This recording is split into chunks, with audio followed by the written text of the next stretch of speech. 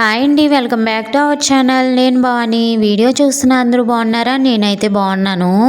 ప్రతి ఒక్కరికి పేరు పేరున వైకుంఠ ఏకాదశి శుభాకాంక్షలు అండి. ఇంతకీ మీరు ఉత్తర ద్వార దర్శనానికి వెళ్ళారా? ఏ గుడికి వెళ్ళారో కామెంట్ సెక్షన్లో షేర్ చేయండి. నేను కూడా వెళ్ళానండి, వ్లాగ్ షేర్ చేసుకుంటాను. అలాగే ఫస్ట్ టైం మన ఛానల్ ఎవరైనా చూస్తున్నట్లయితే సబ్స్క్రైబ్ చేయండి. వీడియోకి ఒక లైక్ ఇచ్చేయాలండి మర్చిపోకుండా. పండుగ అనేసరికి ముందు రోజు నుంచి హడావుడి ఉంటుంది కదా. గుమ్మాలు ముందు రోజే చల్లి ముగ్గు పెట్టుకున్నానండి. ఇంకా గడపలకు పసుపు రాసి బొట్లు పెట్టుకోవటం మార్నింగ్ లేసి చేసుకున్నాను. ఇంకా ముందు రోజే గన్నేరు పువ్వులు కోసి మాల గుచ్చి మా ఊరి రామాలయంలో స్వామివారికి పంపించడం కోసం రెడీగా పెట్టుకున్నాను. ఈరోజు మా ఊర్లో రామాలయం దగ్గర ఏకనామం కూడా ఉందండి.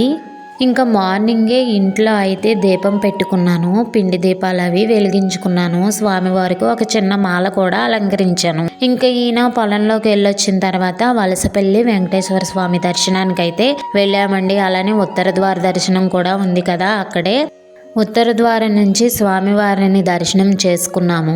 చాలా ప్రశాంతంగా అనిపించిందండి. అసలు ఖాళీ లేదు. వచ్చేవాళ్ళు వస్తున్నారు, వెళ్ళేవాళ్ళు వెళ్తున్నారు. అలాగే గుడికి నడిచి వస్తున్నారు కూడా ఎక్కడెక్కడి నుంచో.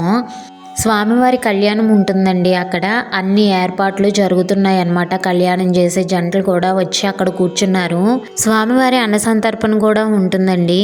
10 గంటలకే స్టార్ట్ అవుతుంది. ఇంకా మేము దర్శనం చేసుకున్న తర్వాత స్వామివారిని బయటకు వచ్చి తీర్థప్రసాదాలు అయితే తీసుకున్నాము. ఇంకా ఆ తర్వాత ధర్మాజిగూడెంలో కనకదుర్గ అమ్మవారి గుడి ఉందండి. అక్కడ అమ్మవారి దర్శనం కూడా చేసుకుని అమ్మవారి ఆశీర్వాదం తీసుకున్న తర్వాత బయటకు వచ్చి కొంతసేపు కూర్చున్నాము.